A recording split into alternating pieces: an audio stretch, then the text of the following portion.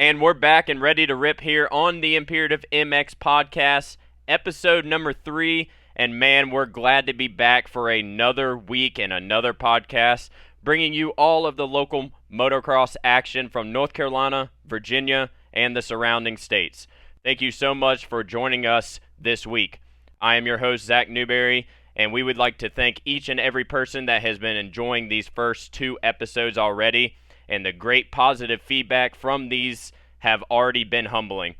It is just really cool to see the support from the local community in the sport of motocross. We have a lot to talk about when it comes to local racing, all the way to professional racing and everything in between. There's a good amount of talking points to chat about this week for this episode number 3 of the Imperative MX podcast. The Verb Moto Classic at Next Level 101, the Lake Sugar Tree 20th Annual Halloween Bash details, the favorited Local Legend segment, Silver Valley MX Park, the AB $20,000 race that's going to be coming up here in 2 weekends away. Can't believe that it's that close, but we got more details. We're going to be answering your questions that were submitted via our social media accounts. We'll be talking about the World Supercross on the professional sides towards the later end of this pod, and just so much more. Make sure to check us out on Instagram, Facebook, and our popular TikTok channel, which I believe now we're at about 21.5 thousand followers, which is awesome to see. All of these links will be in the description down below on the YouTube feed. This is going to be a whole lot of fun here on episode number 3 of the Imperative MX podcast. But before we go any further, we have to say thank you to all of the sponsors that are on board here for the Imperative MX podcast: West Virginia Motorsports, FXR, Silver Valley MX Park, Hydropower, and we have a brand new sponsor that will be on board with us, Dirt Industries. Make sure to support the ones that support the sport, like these companies helping us with this podcast to bring you these episodes weekly. And we will get more into the details of these sponsors here in a little bit. But helping me break down all of the talking points for tonight's podcast, the highly likable, hilarious, knowledgeable, and your District 29 2011 C-Class champion, co-host Heavy D. What's up, Heavy? Dude, what is up? What's going on, buddy? You are fired up and ready to go for episode number 3 here, huh? Oh, dude, I'm excited. I've been waiting for this. The weekend was solid. It was a solid weekend for local racing, and you know what? I couldn't be more stoked to be back to chat it up. Absolutely. And you were at the Verb Moto Classic this weekend, which will be our first talking point here on the Imperative MX podcast. And you saw a lot of fast riders from young to old down there. Verb Moto was there. Obviously, we know them in the media scene. They do amazing video work and awesome on their website for their reads and stuff, so make sure to go and check them out. But Next Level 101, Jessica Patterson, Gray Court, South Carolina. It was a big turnout and a lot of racing down there, huh? Oh, dude, it was sick. You know, I got to go Saturday. No, I got to go hop on the mic, do some announcing, and watch the biggest women's purse I think there ever has been in motocross. Yep. And oh, dude, the local racing, it was sick, dude. It was just unreal. I wish you could have been there. Like, I'm still stoked talking about it. Yeah, I really wish that I would have been able to make it down there as well, but I had current truck issues, but I did get the truck back today, so that's good. So, I would have loved to go down there and see all of the racing action. I'm sure there will be more footage and all of that coming out here soon so that I can watch a little bit more of it. But there was a lot of competition down there, Heavy D, which was what was some of the maybe highlights for you? Because I know you were there just Saturday and you got a little bit on the mic and all of that. So what was maybe one of the highlights, maybe a good race that you saw? Obviously, the women's purse was huge. Jordan Jarvis ended up taking that home. But, I mean, you had Jamie help me with her last name. I forget. Osadio. There you go. There you go. I wasn't even going to try and butcher it. And Hannah Hodges showed up. So I mean, there was a good amount of women there. But other than that, what was maybe one of your highlights from Saturday? Well, let's see. Okay, I am going to say, dude, not just because it was the women's race, but the women's race, that first moto was probably the most epic moto you would ever see. And Yeah. I'm not even joking. Like, don't get me wrong, like Jordan Jarvis, she got to start that first moto, so she was able to check out and get some breathing room. But dude, second to 10th, it was a freight train. I mean, wheel to wheel. Yeah, they They were all just battling. Oh, dude, they were going at it. I mean, you had Hannah Hodges, Jamie Osadio, Eve Brodeur from Canada, Kylie Fosnot, Katie Benson, Marissa Markelon. Yeah, Marissa Markelon. Man, that's a So, hefty group there of women. oh, dude, Sophia Phelps, Oh, yep. Loretta Lynn's champion. Ignatius Rivieros. Yep. Sophia won the title at Loretta's this year, correct? I I think she may have won again this year. She won last year for sure. Oh, okay. Maybe I have my years mixed up, but I know she is a Loretta Lynn's champion, and obviously, I believe that Jordan is as well. So, Oh yeah, absolutely. yeah. So there was that was big.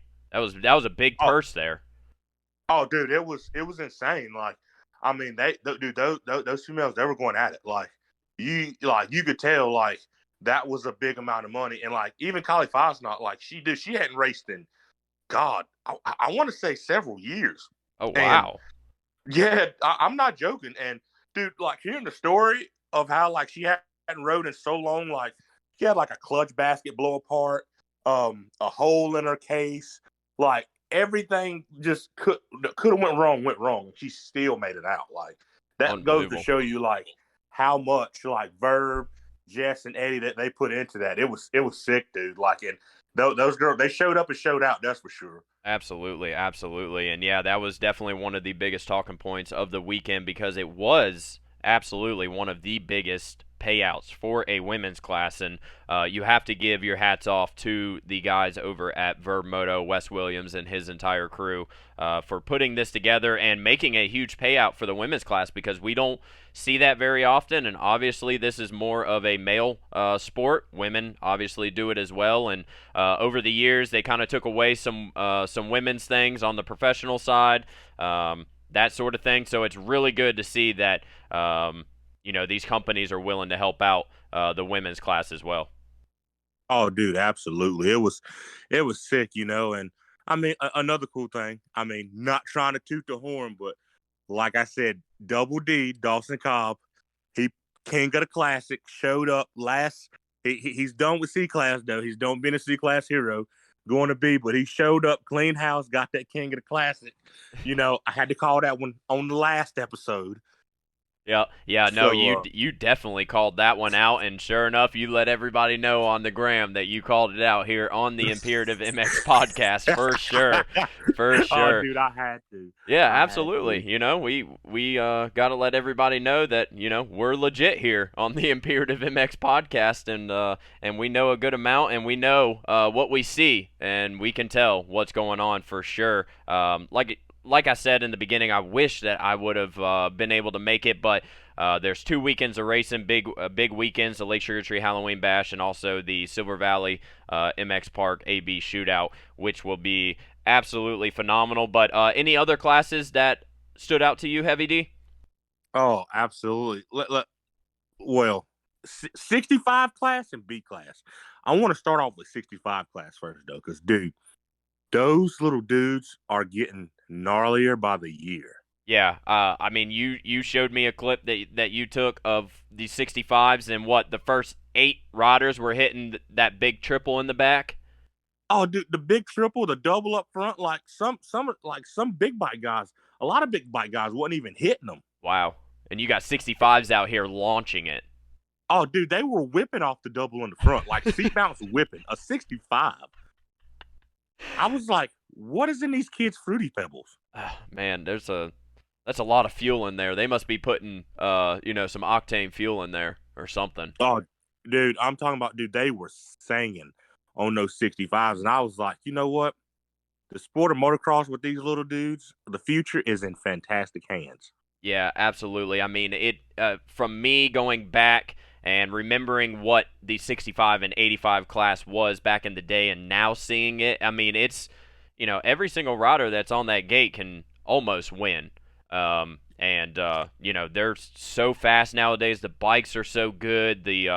I think training and, YouTube videos for, to help riding and that sort of thing. I mean, there's so much to help riders nowadays that wasn't available like when we were or I was racing back in the early 2000s. So it's crazy to see how far the sport has actually gone. Oh, absolutely. It is. And what I really liked about it, you had kids like Aiden Steinbecker, Easton Graves, Tace Morgan, and little dudes like that out there. And even for like some of the local kids, like there's the one kid, Colin Stewart. Like he's a little local kid, but he don't really ride much. But the kid rips, and he got to get out there and mix it up with those dudes, and he held his own out there, dude. He did good, I think. And one, he pulled like a third overall. That's good. Yeah, so he was killing it for sure. But Absolutely. man, but B class, oh dude, B class was epic. I'm not gonna lie to you. Yeah. I'm sure. Yeah. I'm sure each moto in B class was probably pretty solid and stacked. Well, here's what's funny. So, oh dude, it was stacked. So, like the very first moto of the day, you had Brock Walker, Noah Stevens, and Logan Best. Oh wow, dude, they were going at it like every moto. Yeah, who ended up coming out on top in the overall? I think Noah Stevens came out on top, ended up coming out on top. But dude, by the first day, if like watching it, like it was a toss up because like the very first moto, I think Logan Best ended up third, but dude, they were so close. Yeah, like all the way to the finish type. Oh yeah, dude, all three of them were. I think Noah Stevens and Logan ended up both. They kept splitting motos. Brock was, dude, he was right there. It was just like he never could get that like the whole shot. He would get close. Yeah. But he never could get the whole shot, but he was always right there. And like at that level, if you're solid and headstrong, you kind of hold that lead, And usually whoever kind of got out front, that's who would win. Yeah. But it was the first day, I for sure not gonna lie to you. I thought Logan Best would have got the overalls. Yeah. Because like he lost the first moto, mm-hmm. but like the next one, because he raced every B class, I'm pretty sure he won the rest that day. Right. Just off of that first moto, because he was like, I really want to win. Oh yeah, dude. He didn't win, but them next ones, it was on his mind. He was like, and you could tell, dude, by the way he was like riding. Yeah. Oh. I gave him a baby troll, son. I had to give him baby troll. Yeah. What's the reasoning behind the baby troll? Dude, what year was it when Alex Martin hopped on the Star Yamaha? And he didn't win the title that year, but God, he was like it was just good. Like in a moto, it would click. Oh, was him and his brother on the same team that year? I want to say, I think they were. So it had to be on one of J Mar's winning years, right? So it had to be like 14 or 15. I think it was. Yeah, it was 14 or 15 for sure because Alex Martin was in rare form that year. Yeah. Oh my God, indoors and out. He won because I know that Troll has one or two overalls. I don't think he's ever won a Supercross, but I know that he has won an overall in the outdoors. I think that year he may have won 3 or 4 overalls that year. Yeah, but I thought maybe when he went and rode for TLD that one year, I thought he won maybe like a Budds Creek or a Millville or something. Yeah, Millville. The reason Millville because they're always like weirdly fast at Millville. Not only because of their track, but that's just they're a different story when it comes to Millville. They're their own local legend at Millville. Yeah. Yeah. Like, I mean, even though they don't ride it, like you see, looking at it every day is just as good. Like, yeah, and you see how many bikes come by, and you've seen professional racing, and you have the family that's been there, that's had the racing, and has seen these riders come through, and you can dissect the track because they're the owners, right? So they can dissect the track so well. And, just like the local legends that are unbeatable at some of these, Outlaw Series tracks or just, tracks in general, right? It's like you can't beat home court advantage. Just like in ball sports, it's really hard with the crowd behind and the good vibes in the arena for those ball sports or stadiums or whatever it may be, right? When you're at your home court in moto, you're golden. Like, you know what to expect. It doesn't matter if it's raining, it doesn't matter if it's snowing or if it's dry. You know what to expect because you've ridden that track so many times, and that's why it's so hard to beat those guys on those tracks that are considered their home track. Oh, absolutely. And that's why I like watching Logan this week. I was like, okay, that's baby Troll right there. Like Alex Martin, he's he's hung it up. He's I think he's fully retired now, but yep. Like Logan Best, he's a little dude too. Yep. And I don't know why the little dudes are so oddly fast. It makes no sense to me. There's no way it's for aerodynamics, right? No, not at all. Like the aerodynamics aren't even in the physics conversation when it comes to those dudes. I mean, really, if you think about it, our sport has to be, maybe other than F1 drivers, because I think MotoGP guys are kind of tall. But regardless of the fact, I think Moto, as far as if you look at the average, we're going way off topic here, but I think this is a good point, that the average for these top racers, I don't even think none of really the champions in the past little bit, like Tomac is not 6 foot. He's like 5'10", 5'11". You got Carmichael. Stu was never 6 feet. He was like 5'11", 5'10". You got Dungey that was I think he was right at 6 feet. But what I'm trying to get to is that we're not a tall sport. We're not looking for those tall riders. Sure, you have like Benny Bloss and, some of these other tall linky riders, Christian Craig, that sort of thing. But, it's unbelievable, the short stature, I believe, in this sport. And for some reason, the small guys do really well. And I actually 100% agree with what you said. It's so odd that the motocross community, even at the top of the sport, is under 6 feet tall. Yeah. It's crazy. It's unbelievable. Yeah. And they're riding a bull. It's a 70 horsepower bull that they have underneath them. And they're these guys aren't built, right? Like they're strong, right? But they're not like built like bodybuilding built, right? Like they're just strong. And yeah, you would never you'd walk by the mall, and if they had nothing that had motocross on, you would have no idea how bad they were, how bad of a dude they are on a dirt bike. Oh, absolutely. Absolutely. Like, oh, you hit it like perfectly well said. And it's crazy. I was like watching him. I was like, dude, these two kids like he's racing with are like bigger than him by like a big shot. Yeah. And yeah. He is out here like getting down.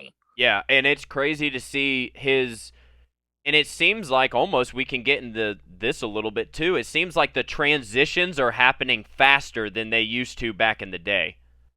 Oh, they are. From 85 to 125 to 250s in literally 2 years. I mean, because Logan was on 125. Was he on 125s last year, or was he on a Super Mini last year? No, he skipped Super. He raced the 125 last year and this year. He raced Loretta's on a 125. Okay, so he ran a 125 last year at Loretta's too. Yep. Okay. Yep. Okay. So like I was gonna say like maybe he was like a Hayden where he went from Super Mini straight to 125s and then now he's on 250s, but Hayden didn't do the 125 thing. But you see what I'm saying there with the short transition times to get on the big bike is ridiculous. I mean, look at Drew Adams. I mean, he's 14, 5'4", and is amazing on a 250. It's honestly unbelievable for how small he is. And all of that, like, I don't mean to go way off topic, but we're still talking about, you're not. Logan Best, the Imperative MX podcast, episode number 3. It's crazy that, our sport is low on stature as far as height goes, small, not built, but small, like, they're in physical shape. We all know this. And the transitions are getting faster. And it's like, it's really, like you said earlier, what is in their Fruity Pebbles? honestly, and not to get off subject, and I for some reason, like the past several years, I've been thinking this because, like, look at it like this. At the time, Deegan, Deegan, he rode a Super Mini last year. Yeah, he raced. It's crazy to think he raced a Super Mini last year, and he's already in outdoors this year. That's what I'm saying. The But transitions are yeah, just unbelievable. but like Casey Cochran was right there, but he raced the 125, and for it, I've always thought, like, especially hard these last few years, like, not to get off subject again, but I feel like it would elevate motocross and get it back to that pinnacle it used to be so much if, like, right now, because dude, like you said, kids are coming out fast. Like, the transition is quick. Yeah. Why not come up like, okay, you got basically in MXGP, you got MX1, MX2, MX3. Yep. And I'm pretty sure MX3 is the 125s. They have a EMX2.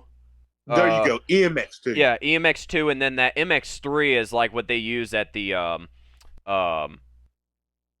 designations for that open class that Sexton and Ferrandis was in. There you go. Yeah. It would almost be, in my opinion, better. Why not, once these kids hop off Super Minis, dude, you got all these big teams. Why don't MX Sports come out with an MX class to race all of the outdoor nationals so these kids can start getting acquainted with outdoor tracks? Well, I think that they're doing a phenomenal job with the Supercross Futures to get their feet wet, and it's the actual track that the pros are racing on. So that's legit. So they're getting a legit Supercross track. So they're learning. So last year, Ryder D and Chance Hymas, that was good, and all the way to the final, like, that was a good race. Like, I think that's what Supercross Futures needed, was because Ryder D, won every one, and then at the end, Chance ended up winning. So it made it really good for that. And I think for Supercross that is good. And I think for Moto, they need to do all 12 rounds. They need to bring in, if they want to, they can bring in the B riders and the top A riders. And any ones that you want to show up, and if you get in a certain amount of points through that combine, then you have to go and race pro. So Yeah, I don't see why. Now, I think because of TV scheduling and all of that, it can't be on TV. But I don't see why we can't, because back in the day, I mean, they used to have practice on Saturdays, and then they used to have the racing on Sunday. They used to have the 2-day format, kind of like the MXGP. And honestly, I think that would be cool, because you're not going just for one day. You get to watch these guys practice for a couple of hours, the top guys, and then, Sunday is the race, and after practice, on Saturday, why not just throw in the Moto Combine, and you can put it out on RacerX YouTube or the Pro Motocross YouTube or whatever it may be, so that we can see kind of some of these up-and-coming riders, because we don't get to see them very much other than their social medias, or other individuals talking about them on websites or podcasts or YouTube videos or whatever it may be. And really, we don't get to see them until they drop the gate at Loretta's. So, no. So I think we need to see them more. Only reason I say the 125 would go, just because I feel like it would bring a lot more attention to outdoors as well, or motocross in general. People love two strokes; they still want to see it, and I feel like you got these kids that ride the piss out of Super Minis. Yeah. If you, like, bring them up and, like, all right, instead of sending, like, because don't get me wrong, like we talked about, dude, bikes are getting fast, and these kids aren't afraid to go fast. But with that comes along, like, high risk of, like, all right, hitting the ground will be 10 times as more crucial. Absolutely, than a Super Mini, yeah. Yeah, why not, like, let them hit a 125 for a year in some outdoors? Let them get acquainted with, like, how gnarly the tracks is, the fan base, like, what it would be like to be a pro, and more fan interaction. And also, I think, dude, fans would love that shit. They would eat it up. Yeah, like, I think if they had, like, a Casey Cochran and like a Logan Best, like, if they would have had, like, a 125 class and Noah, like, put all of those guys in there, even if it was Deegan, if we actually, if they actually did this, right, then you would have all of those guys on 125s letting them ring out around, Redbud or Millville or even Southwick. It would be honestly really cool, and it would bring back the two-strokes too to the new acclimated four-stroke era that we are currently in. I believe that the 125s still sell, the 252 strokes still sell. The manufacturers are still making them, right? And we have straight rhythm and all of these things going on with two strokes. They're starting to bring it back. And honestly, we have a social media question, which will be later from a listener about two strokes and the generation. Are they making a comeback or are they not? So we can actually talk about that here in a little bit before we get too off topic. But episode number 3 of the Imperative MX podcast, brought to you by West Virginia Motorsports, FXR, Hydropower, Silver Valley MX Park, and the brand new sponsor on board, Dirt Industries. But yeah, Verb Classic seemed like it was a lot of fun. The track looked phenomenal from the pictures that I saw all across the social media platforms. What a good time. And you like being on that microphone, huh, Heavy D? Oh, dude, it's fun. Don't get me wrong. I don't do it as much as I used to, which, I mean, it's fine. I like getting on tracks and building stuff and, freeing my mind a little bit. But, right, dude, honestly, like, being there, calling out those races, it was sick. Seeing the amount of talent that's coming up, seeing the local guys get to mix it up with, like, God, some of the fastest kids in the country that were at the ranch. Dude, it was epic, man. I'm not gonna lie to you. It was sweet. Yeah. I mean, when I went to the Moto Vroom at Lake Sugar Tree a couple months ago, I got to see Liam Olaf. I got to see Zach Osborne, Josh Grant, Chad Reed. I got to see Noah. I got to see all of these kids that were, really, really good, obviously, and some of them got titles or wins, and I had, it's honestly crazy. The amateur scene has so many fast kids that don't get talked about, and it's honestly unbelievable. And I'm really glad that you're on board, and we can bring this to you, to the listeners, to you guys listening at home. And it's honestly so cool. It's cool, Heavy D. Oh, absolutely. I mean, like I say, I know it sounds crazy. I know I say it sounds crazy a lot, but dude, sometimes I feel like you got a lot of kids that can't really afford to go race that next level on the amateur scene. And dude, and not even that. Some just, I mean, I don't think their parents really had a desire to put them out there like that because, I mean, the chances of making it motocross are pretty slim. So, like, they just want them to go do it, have fun, and go have a good career somewhere else. But you got a lot of local kids that, like, honestly, if they could get out there on that scene, they would change the game, man. Yeah. Like, tremendously. So many local legends around this area that don't get talked about enough, and we'll get to the local legend segment here soon, and that will be good. We have 2 new ones for you guys here on the Imperative MX podcast. Episode number 3, brought to you by West Virginia Motorsports. And if you're looking for your next ride, I just bought my 2023 RMZ 450 and couldn't be happier with my purchase from the guys at West Virginia Motorsports. So look no further than my friends over at West Virginia Motorsports. If you're around the surrounding area and looking for a new or pre-owned motorcycle, dirt bike, ATV, UTV, whatever the case may be, make sure you stop by West Virginia Motorsports in Princeton, West Virginia. And don't forget to order your parts for your current bike or alongside that new ride out your door. And Heavy D, like I always say, don't forget your filters, your oil filters, your air filters. Clean your suspension every now and again. Get some new fluid in there. The guys over at West Virginia Motorsports will help out. Next topic here on the Imperative MX podcast: Lake Sugar Tree 20th Annual Halloween Bash this weekend in beautiful Axton, Virginia. Ken Farrow will be there at 6:30 in the morning to wake everybody up from their motorhomes, letting them know that they are in beautiful. Yeah, Honda. That's what I have to call Hondas now. Is I have to call them Hondas just because I've heard Ken Farrow say it for 20 years of my life. On the Honda. Dude, that's call out of him and He's Thunder. He's so funny, and he does all the moto productions he travels all the way to Redbud to do their nationals. He does the Motocross of Nations. He does Birch Creek. He does Lake Sugartree. He does all of the surrounding events with all of the speakers so that everybody can hear everything that's going on and the music and all of that good stuff. I mean, Ken Farrell has been around the sport, and he does a phenomenal job, and I will be super excited to see him this weekend and to hear a little bit of his announcing. He's a good guy. Oh, dude, I miss hearing moto sound. Yeah, golly. Yeah, dude, he's talks. Oh, absolutely. I mean, yeah. You think the RMZ 450 with the brand new Yoshimura RS12 barks? His moto sound productions coming out of those speakers. That thing barks. Unreal. It is unreal. So, Lake Sugartree Halloween Bash is the 20th annual, and like I said in the previous podcast, I've been going damn near every single year. So this is going to be a really special one since Imperative MX is doing.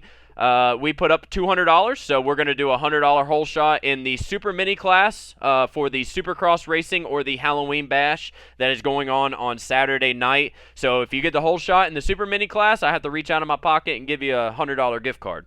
And in the Open Pro or the 450A, we're also going to be doing $100 for the whole shot as well. So that is really cool. There's $40,000 and growing for just this Halloween Bash, which is on the Supercross track. It's going to be like a little Halloween town. Ryan Smith, the whole family down there at Lake Sugartree does a phenomenal job with the decorations and everything that is going on around the facility to acclimate everybody and to make sure that everybody has a good time. They're going to have podium speeches after every single moto. So after your moto, you get top 3. You're going to go and speak on the podium, have a little champagne, I do believe, and all of that good stuff. So it's actually going to be cool. Podium speeches and that sort of thing that you don't get at many local races. So that's going to be really cool. Motocross and Supercross racing. Motocross racing will be on Sunday, but early morning practice from 9 to 3 on the moto track on Saturday so that you can get your practice in. And the Halloween festivities begin on Saturday, and there's all sorts of stuff you can get there on Thursday if you want. They're going to have live music on Saturday, 10 a.m. The Supercross practice begins, and at 12 p.m. is going to be the SX racing begins. There's going to be pit bikes. There's going to be, for the 50 class, in the 50 class, Cobra has put up like $1,500 for some wins to get some stuff. Yeah, I mean, it's unbelievable the amount of sponsors and the amount of support that has showed up here in the recent years for the Lake Sugartree Halloween Bash 20th annual. And if you are not going, you are missing out. Even if you are from California listening to this podcast right now, you are missing out if you do not go to the Lake Sugartree Halloween Bash. It is a phenomenal event, Heavy D. Oh, dude. Like, $40,000 at a local event for a Halloween Bash, for a motocross event. Dude, that's insane. Like, in a good way. It's like, dude, you know how much support you got to have? Like, that's gnarly, man. And just about every single class is getting money in some way, shape, or form. It doesn't matter if you are on a 50 all the way up until you're 89 years old. You're still going to get money in some way, shape, or form. If you do well. So, so cool. They have 100 pairs of 100% goggles to give out. They have a great deal of tires that are going to be given out. There's a pumpkin carving contest. There's best RV decorations, and you get money for that if you have the best RV decorations for Halloween. There is a $20 dad hole shot. Now, let me explain this. So, I can't remember exactly because I watched the Lake Sugartree live stream last night on their Facebook for the information, and I was kind of just writing some notes as I was doing some things for Imperative MX. And Ryan said that after one of the 50cc classes, after the gate drops, the riders go crest the first turn. They are going to put the gate back up. The dads are going to line up behind the gate on foot, and whoever gets the whole shot on foot in the 50cc class for the dads gets $20. Oh gosh. They have a mom pit bike race, and moms get a little crazy on the pit bike. So Ryan said for the best mom crash. Now hold on. Before I go any Time out. further, yeah, timeout. Throw a flag. Throw a flag. There we don't want anybody seriously hurt, okay? We just, there's just some funny crashes that happen, and the best one that happens, that mom is going to get I think it's $20 or $50 or something like that. So if you're a mom, you want to get on a pit bike and you want to just fall down and roll 36 times, and if it's hilarious, you'll win some money. Obviously, Whiskey Throttle will be the number one thing that's going to happen. And it's going to happen to the mom that's sitting on the gate, and you got the kid that's going to run up and say, "All right, mom, don't crash my pit bike." Yep. She's going to crash the hell out of the pit bike. Well, as soon as that gate drops and that clutch or that throttle gets engaged, I mean, it's game over. It's game over. Dude. Yeah. There's going to be so much. I ordered a bunch of stuff so that I can bring everybody as much content as possible. So make sure you go over to our Instagram at imperativemx.com for all of the action, all of the video content, audio content from this podcast, and everything that we're doing at Imperative MX. So, the Lake Sugar Tree Halloween Bash, 20th annual. This will be my 20th year going. So, Heavy D track's gonna be good. The vibes are gonna be good. Weather looks good. I'm excited, man. And me and my girlfriend are gonna take the truck and the trailer, and we're gonna camp out in the trailer. So we're gonna be there just like everybody else, and hanging around and going around. So if you see myself, make sure to say hi. Come and talk some moto with me. That's what I'm here for, and that's what I'm gonna be there for. I'm not gonna race Supercross since Imperative MX is part of the Supercross, but I will race on Sunday. You can best believe that. So it's gonna be a good time, Heavy D. Oh, dude, I wish I could make it, but I know it's going to be sick. I'm definitely going to try and get down there next year for it. Like, I mean, once baby Heavy's born and everything's settled, we're going to start getting out more. But that event, I've always, like, seeing pictures, photos, videos, I've always heard, like, that is probably one of the sickest events of the year. And there's a reason why. Dude, $40,000 for a local event spread out through, like, the classes and field, and it actually goes back to amateurs. Like, dude, that's awesome. Like, honestly, like, that's real shouts to Ryan and his crew and all the sponsors on board for that event. Like, that's real cool, man. Absolutely. So so obviously the amateur riders are gonna, most of these things are gift cards. So if you south of the border, gift cards for you to let's say $1,000 from south of the border, so you can use that to go down and train at south of the border or practice or whatever the case may be. Cobra, all of these other sponsors that are on board for the amateurs will, and I believe all the way up is getting gift cards of some way, shape, or form from a company or from Lake Sugar Tree in general, from the sponsorship funds that were available to make this $40,000 and growing. Heavy D. I mean, there were some spots that were not filled, and I saw the comments that people were willing to just put $100 and just pay somebody for a class that doesn't have anything at the moment. I mean, there's people willing to donate and to pay you riders to come out there and put on a show at the 20th annual Halloween Bash, and I'm super excited to get down there on Friday afternoon. Oh, dude, that's sick. I mean, I can't wait to hear all about that too. Once it's all said and done, that's gonna be sweet. Yeah, make sure you guys come back for episode 4 next week. Next Thursday we'll be live on YouTube, and also I forgot to mention in the beginning that we are now on Spotify as well. So if you get your music from there, you get your podcast from there, the Imperative MX podcast is on there as well and available right now. So you can obviously listen to this one, and you can go back and listen to the first episode and the second episode if you missed that. So have to give a huge shout out to our sponsor FXR. Look, FXR from the Club MX guys to a lot of local scene support from FXR. You see a lot of riders even at the top professional of the sport or the top of the sport to the lower part of the sport. FXR is everywhere. From high performance snow rider gear to motocross gear, FXR has you covered. The continuing growth of FXR means more selection for you. Jackets, jerseys, pants, gloves, snow gear, FXR has you covered. Go check out the best in sizing, fitting, and venting, in my opinion, for motocross riding gear. That's fxrracing.com, and find them on social media as well.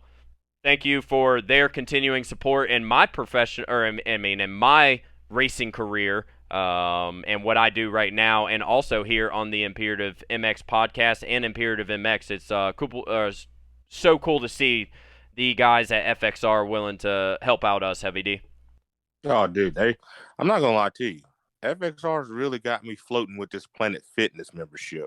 Yeah. Right now to go try and drop these pounds, because not gonna lie to you, I'm really trying. It makes me want to get back in shape just to get some FXR gear. I'm not gonna lie to you, even at the Verb Classic, dude, FXR was everywhere, and dude, FXR lit kit.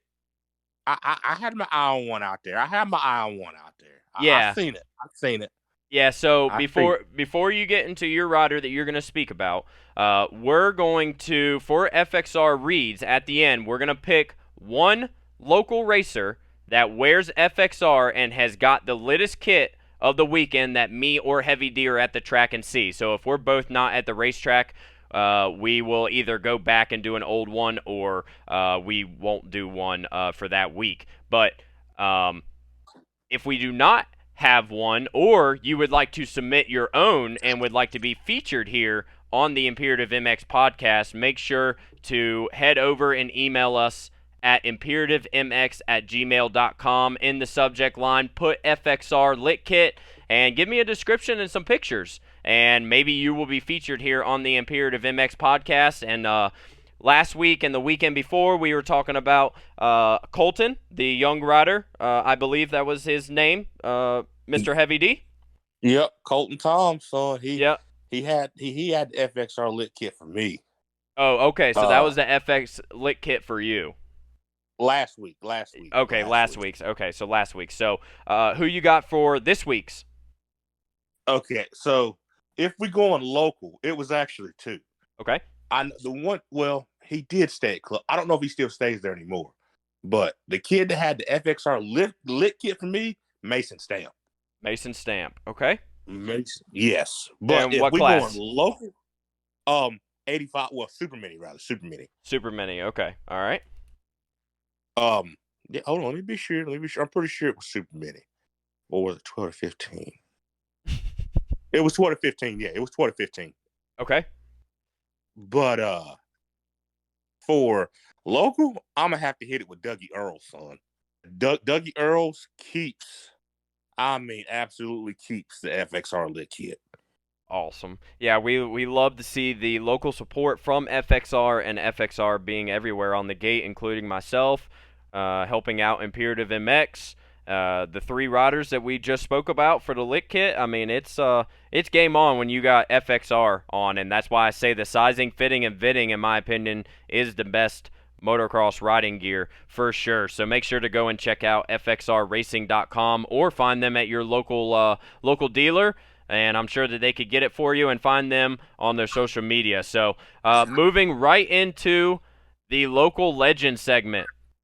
Heavy D, this is gonna be a good one. So if you do not know what a local legend is a rider from the local North Carolina, Virginia, and surrounding states area that we know of that is just absolutely balls fast and waxes everybody no matter where they go, and nobody can do anything about it. They're just that good. So we go back and give you two every week. One will be old and one will be new. So an old local legend that we will talk about this week will be the great Taylor Futrell. And yes, man, that is That is a good one thrown out of the hat there. And Heavy D has a brand new one for the local legend segment here. Is going to be Absher Hall. And he will be our new one. So we'll get to him here in a minute. But first, we're going to go to the old generation local legend, and we're going to talk a little bit about Taylor Futrell. Man, I can't tell you. I mean, I want to say probably the first ever Devil's Ridge race I went to in 2001 or 2002. I'm sure I saw Taylor Futrell there. I didn't know him probably at the time, but I'm sure that he was, out there in the 80 class or whatever it was back then, and I'm sure he was still hauling. And I'm sure to this day, I'm not sure exactly what Taylor does right now, but I'm sure he could hop on a dirt bike and still put in some solid lap times. Oh, 100%. Like, dude was an animal. Like, if there was a race, I remember, like, I watched him a lot locally. But, dude, when I first got into the moto scene and, like, I found out about, like, all nationals and what Verb Moto and stuff was, dude, he was, like, literally in every Verb Moto video on the amateur scene. Like 07, 08, 09, up until like 09, 2010 when he went pro, like, yep. And probably before that. Yep. But he was always around. Yeah, and it was always a battle with him. Another local legend, PJ Larson, another local legend. I mean, he had to go up against Stroop. He had to go up against Larson. He had to go Les Smith. He had to race Jim Neese. I mean, man, he came up in that generation, and I found a little bit of background. I did some digging, other than me knowing him as a local legend and just seeing him at Rolling Hills, and there's coming down through the tree section right before the uphill rollers that they used to have, the little sand rollers that they had. They had those two little singles before you took the right to hit the rollers, and Taylor would come down and he would make those two singles a double. I mean, oh yeah. I mean, man, and at Birch Creek, when they built down there in the snake pit, what they call it, that huge triple, he was one of the first riders to hit that. It was like 160 feet back in like 2007, 2008. Man, he was unbelievable. He won a title in 08, which is his only unbelievable. It was his only Loretta's title that he ever got. Are you serious? I'm dead serious. It was 08, and I was looking. I'm looking at the vault right now. And he started in 99, 51cc 7-8, on a Cobra. He finished 28th. In 2002, he got 4th overall in 65 10-11. In the 85s, all the way until the 125 class from 2004 to 2006, his best finish overall was a second in 2006. And then in 2008, only one. In the Motocross A, which is the 450A class now. And he got first in 08, and 09 was his last year in the at Loretta's, and he finished second in 250A and 12th in the 250A Pro Sport. And when he won the title in 2008, he won over riders like Tyler Wharton, Lowe Spangler, Ben LeMay, Luke Vonlinger. He beat Vince Freeze there, Mr. We'll get to that here in a little bit, but yeah, he beat Freeze, Dakota Kessler, Nick Hayes, Josh Clark, Justin Weeks. There was a lot of guys that were in here that were really good, and yeah, he won the title that year in 08, and 2009. Let's see. 2011 was when he was done racing professionally. He only did professional for 2 years, 2009 to 2011. Yeah, it sounds crazy. I always thought he kind of got shafted on not getting a deal, just because, like, dude, he had one of the hardest errors of moto. Yeah, comes to competition. And dude, he was still an animal. Like, what was it? I think '09. He ripped off what, fourth in 250s in outdoors at Southwick. Yeah. So in 2000 and hold on, I have it written down here. So this was his best finishes in Supercross and Motocross. So in 2011, Jacksonville, he finished 8th. That was his best Supercross finish ever. And in Southwick, 2009, must have been right after Loretta's, his rookie year, he got 5th overall in the 250 class, or the 125cc class, I guess what they called it back. Well, no. Oh, wow. Okay. Well, no, it's a lights class. But anyways, yeah, his rookie year, he finished 5th overall at Southwick.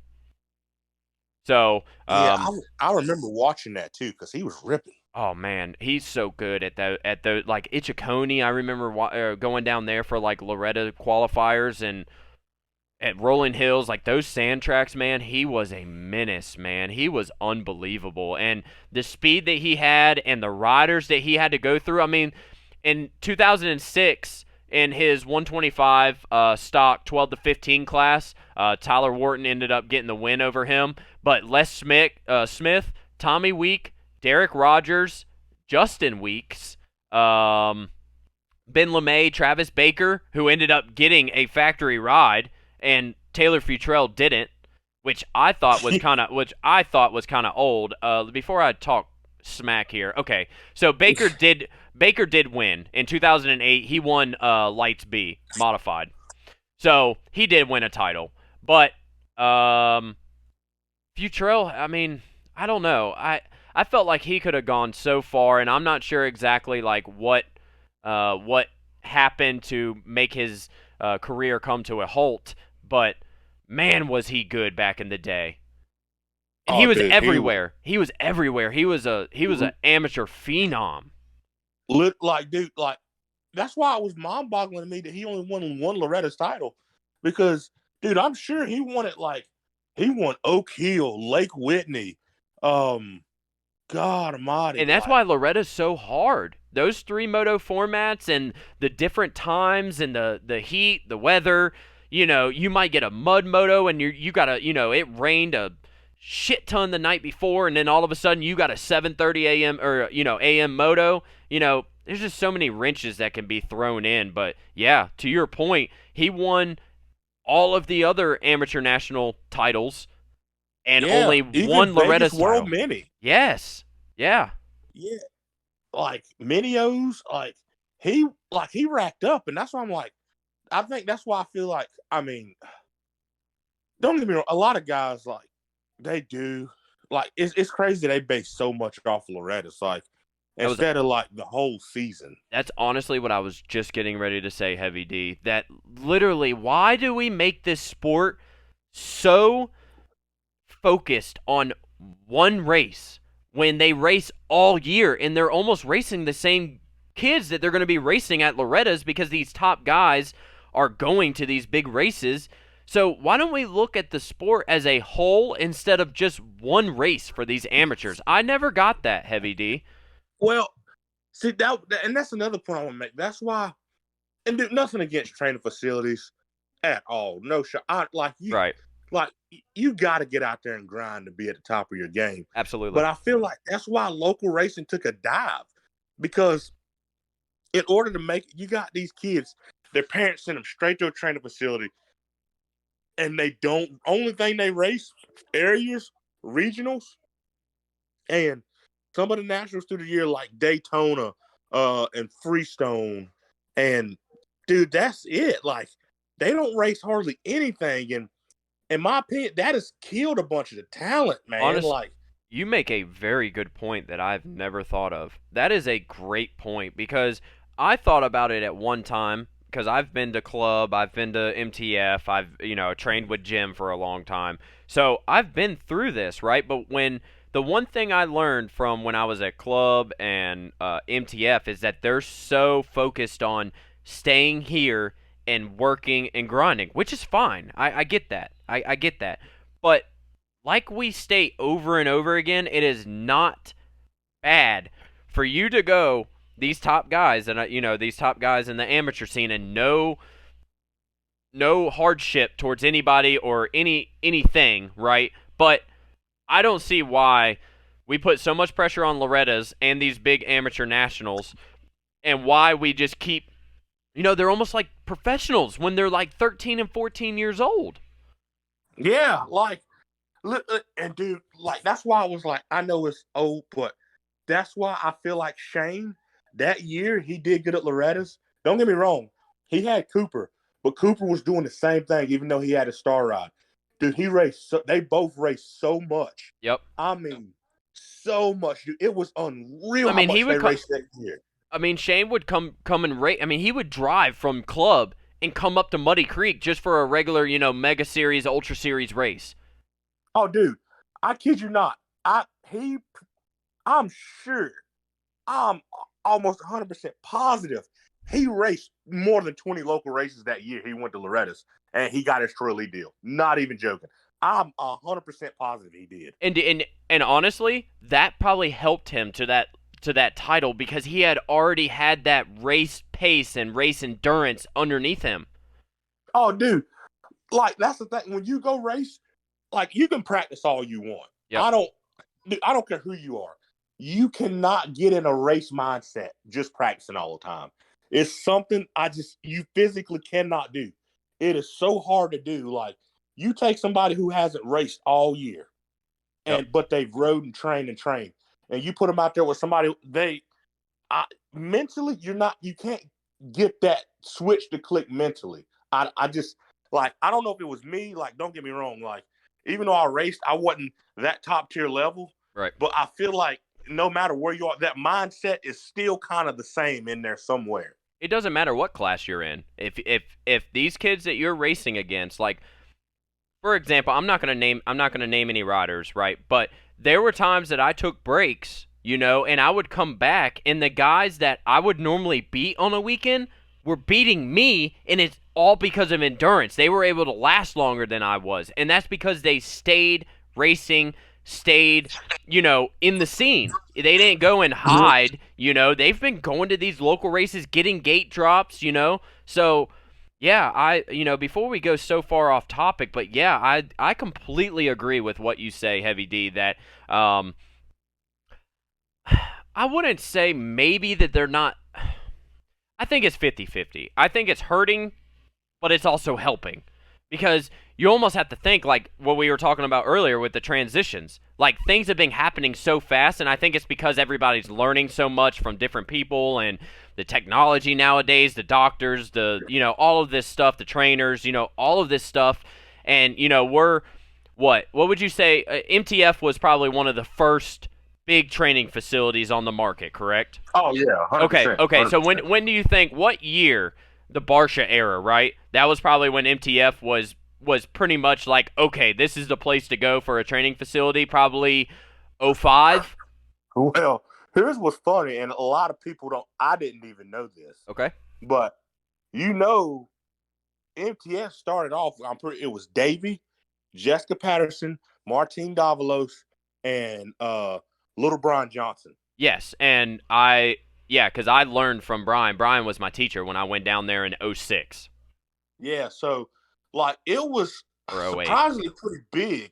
But I think, and this is another thing, like, this goes to show you how, even though it's off topic, how far social media goes. When Verb really hit, if it wasn't for that, and then being around one, I don't think it would be as big as it is. Yeah, I think social media has definitely done a great deal of everything. I mean, you think, like, when my dad was looking for a 65 for me, because after my first race, we took the bike home and we didn't put it in the garage. Next thing, my dad wakes up the next morning, the bike's gone out of the driveway. So my dad had to go and look in the local newspaper for a dirt bike. Because our Honda Suzuki of Sanford or whatever it was, they didn't have any. So my dad had to go to the local newspaper to see if he could find stuff. And now it's 2 clicks on the internet, and you can find all the bikes you want.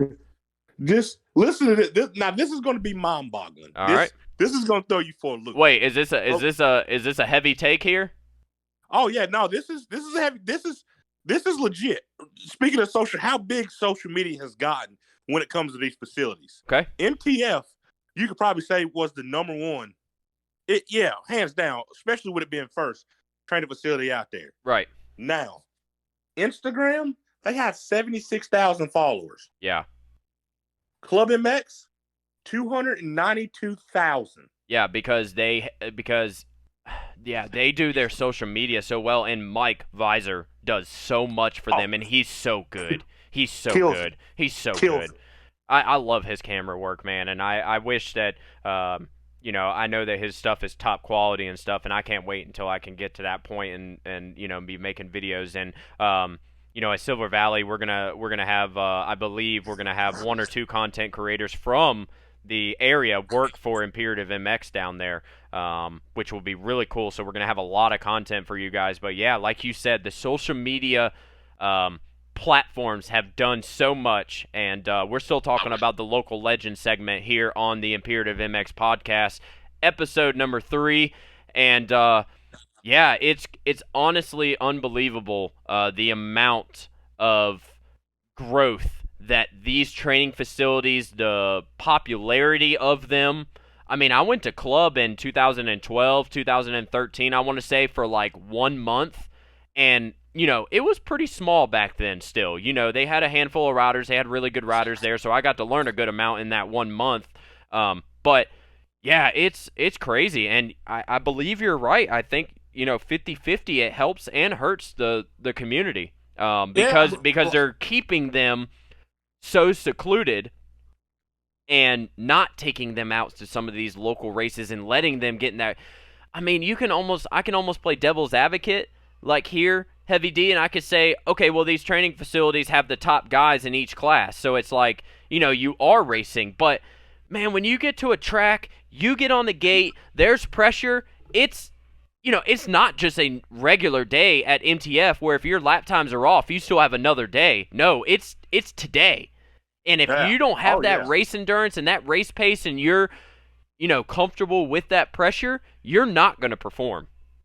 Oh, dude, and like that's the thing, not to get off, subject, but like, dude, Taylor, he didn't do it for training facility. All he did was ride and race. That's what I'm saying.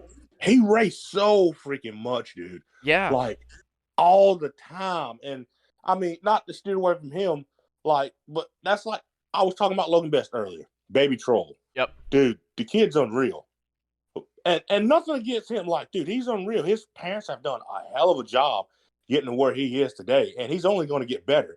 Yeah. But I feel like if he raced more, oh, dude, he would have an abundance of championships. Absolutely. Absolutely. And I believe the same thing, man. And, I mean, you got to think about all of these dudes back in the day before this generation. I mean, that's all they did. They would go, the guys in California would go and ride the hills. They would just go and ride their dirt bike, all the time, anytime. It doesn't matter. I still think that for we're getting off topic here again, but you have to put in the work, but you also have to put in the racing time too. Not just to practice racing the clock. I'm talking about gate drops. It doesn't matter if it's at a local event or if it's at Loretta's or if it's at a pro national. Like, oh, dude, get gate drops. Get some gate drops. My dad used to preach, there's no substitution for gate drops. Absolutely. Whatsoever. I remember, dude, I raced 4 times for the longest in a weekend. Yeah. Like, you would have the old MX-421, which used to be Thunder Valley. Yep. Dude, they would race every Friday night, and I would go up there and race. Friday night, go to Center Road when they still race. Saturday morning, they would get done in time enough for East Bend. I would go race East Bend that night, and then several times during older series, I went to Top Gun and Devil's Ridge to race Sunday. Yeah. I mean, it's honestly, it's crazy, man. I 100% agree with this whole conversation.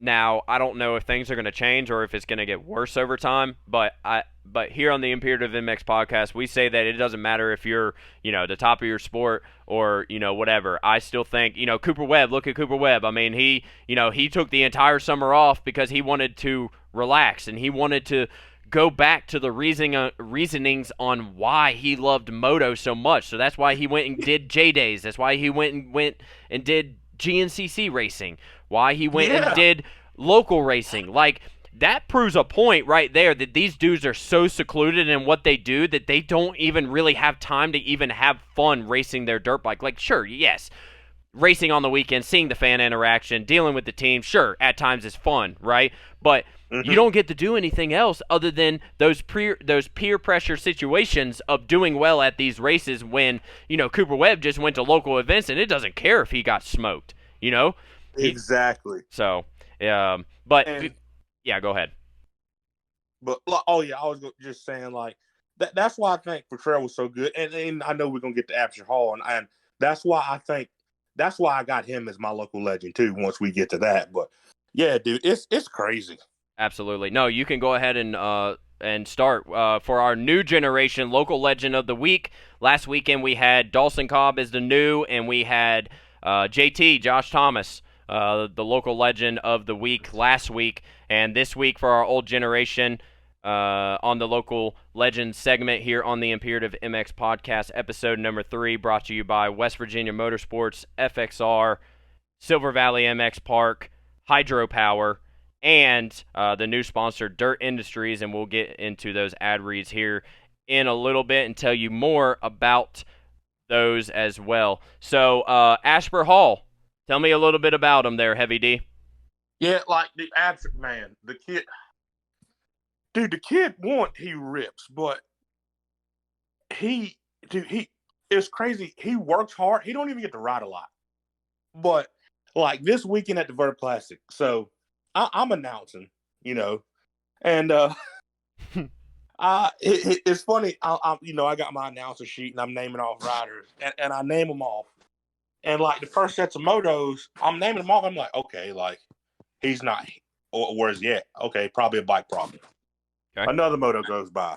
Name him off. He's not there. Like, all right. Another moto goes by. He's not there. So comes out. All of a sudden, I look and I see 260, and I'm thinking, okay, like what happened there? Where? So he goes out, he wins this moto. Like 3-4 motos later, again, he's out front. I'm Yep. okay. So I'm thrilled by this at this point. I'm like, all right. So he just like, did he just sit out the first motos? Was he chilling? Like his bike wasn't right.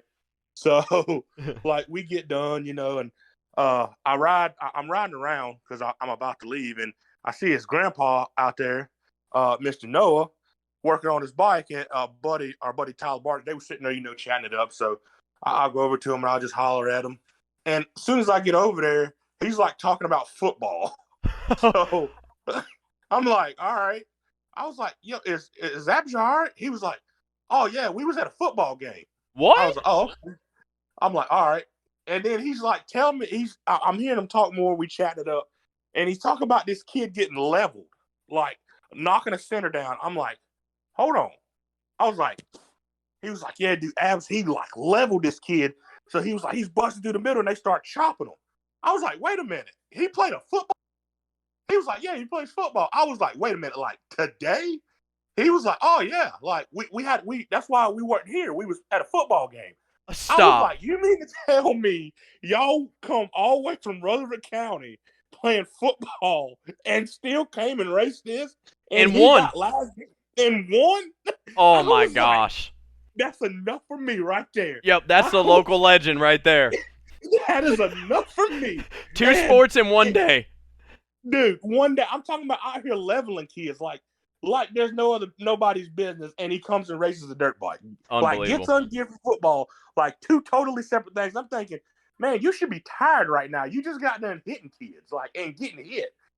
Oh man, those fruity pebbles with that high octane is really getting to these kids, Heavy D. Oh, dude, and he won a moto at Loretta's. Like, yeah, he races our local series a pretty good bit. Like, he goes and races like everywhere, right? Literally. So I know, like, I was talking to him earlier this year, his grandpa, when we was at Kathy's, and he was ripping, dude. I was like, did you guys make it to Loretta's? He's like, yeah, he did. And I was like, dude, I'm not gonna lie, by the way he's riding, I was like, man, he could probably go out there and win that thing. He was like, and that's what I like about Mr. Noah. Like, Mr. Noah's an honest dude. Like, right. He keeps it 100. Like, like the nicest dude, but 100 like full Old Testament. Like he's going to give it to you straight up, Right. and he's like Absher's got a good foundation with him and the whole family behind him. And he was like, realistically, he was like, I think we can top 5. Yeah, he was like, it depending on where his head's at and how he's riding. Right. And dude, the kid went out there and won a moto. Unbelievable. So, I mean, to me, that's more than enough. Like he's already solidifying his spot without a doubt. From football to motocross, moto wins, Ashburn Hall, local legend of the week. Right there. Unbelievable. So, yeah, that does it for the local legend segment here on the Imperative MX podcast, episode number 3. Taylor Futrell for the old generation and Ashburn Hall for the new generation. We have to give a huge shout out to Hydropower.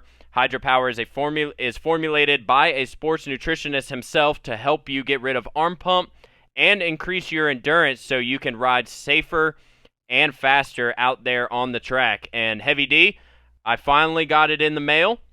Oh, did you get it? I got it. But the thing is that I'm not going to be trying it until I get down there on Friday to where I can make a video down there. So next week's episode, I will be talking to you guys about the flavor, about how it helped with my arm pump, because I'm going to try it before I go out and race on Sunday. I'm going to drink it throughout the weekend.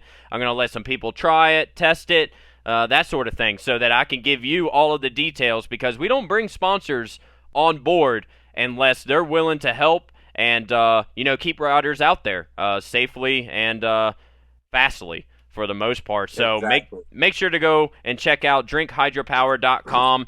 Go and check out their reviews. They have thousands of reviews that are 4.5 stars and above. Make sure to go and check out their interactive website right now, drinkhydropower.com, to get your new flavor, Blue Raz, today.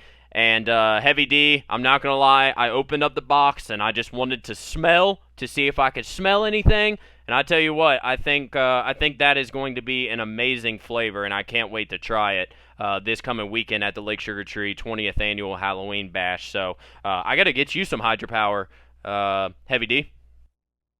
I might need some for this blade hand over here. We're going to see, though.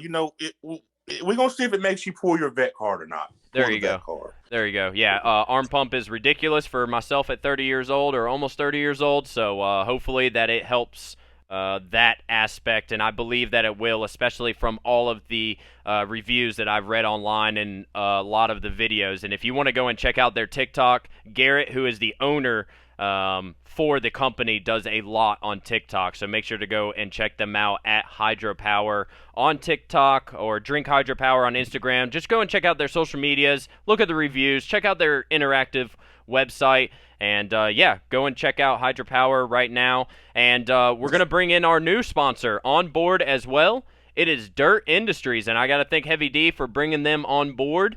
And we needed some banners for the Silver Valley race coming up, and I did not have a connection for that, and Heavy D came through, and so did the people at Dirt Industries, willing to help us out. And from Rayford, North Carolina, Dirt Industries, over 10 years they have designed, manufactured, and marketed the highest quality dirt bike graphics and decals to the motocross and consumer markets. Their high quality decals and deals are considered by many to be the best in the industry. If you would like to get your graphics looking top-notch, go no further than Dirt Industries. So make sure to go and check out www.dirtindustriesgraphics.com. And I cannot wait, Heavy D. We've been getting little snippets of what the banners are going to be looking like, and I'm telling you what, they are looking fresh from the individuals over there at Dirt Industries. Oh, yeah, dude. They kill it. I mean, banners. I mean, they do vehicle wraps, jersey IDs, like trailer wraps, anything. Oh, dude, they're top notch over there. I mean, Neil, he gets on, he designs, he kills it. Ashley, she gets on the keyboard. Yep. And she mocked up, designed that banner, and dude, they got a good thing going over there, and That's why I got them in touch with you, because they've always done great work for me, dude. Anything I needed, even my parents with their trucking company, Yep. like anything they need, they've always been there, been on it, and they are good working with, especially customer service. Customer service is A1 over there. And I'm telling you, if you need graphics, jersey ID kits, wraps, anything like that, banners, go look them up. Even on Instagram, DI Wraps, Dirt Industries Wraps Graphics, or Dirt IDs. Go check them out. And I'm telling you, like, you will not be disappointed in them. Yeah, absolutely, and we're going to be getting some Suzuki graphics here soon from them as well. So that will be good. That will be here in the future. But yeah, go and check out DirtIndustriesGraphics.com from Rayford, North Carolina. So you know they're local and they're willing to support the industry and companies like us to bring you all the local racing action and all of the local events going on. So. Next, we are going to get into the Silver Valley MX Park details coming up 2 weekends away. It is going to be November 3rd through the 5th. It's going to be a full weekend. I'm getting down there on Thursday.